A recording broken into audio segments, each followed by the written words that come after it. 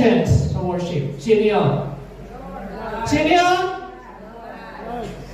Sino yung audience natin pag nag-worship? Sino? So kaya pag ikaw ay tumutugtog, tandaan mo, ang audience mo hindi yung congregation. Amen? Pag ikaw ay nagda-drums, ang audience mo hindi si brothers and sisters, hindi si pastor.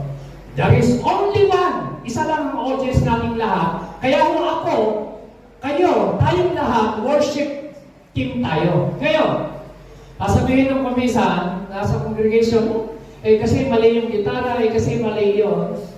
So, ibig sabihin, Brad, yung tugtog ko hindi para sa iyo, my audience is God. Amen? Pero dapat magbutihin din.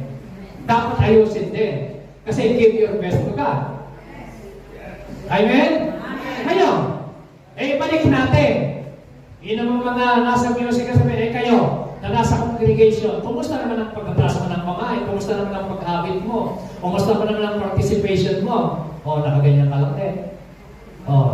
Kasi sino ba audience mo? Ginagawa mo yan sa harap ng King of Kings and Lord of Lords. Sabi ng Bible, give, ibigay mo kay Lord ang glory, ang worship, dahil siya'y banal. Tama? Amen?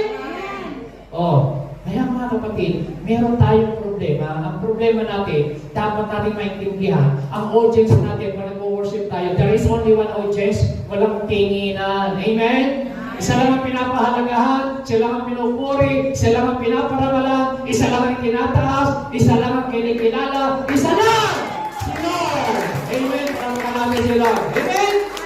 So, yun ang sinasabi ng Bible. Kaya nga, worship is giving the glory, the beauty, the soundness. Isa lang.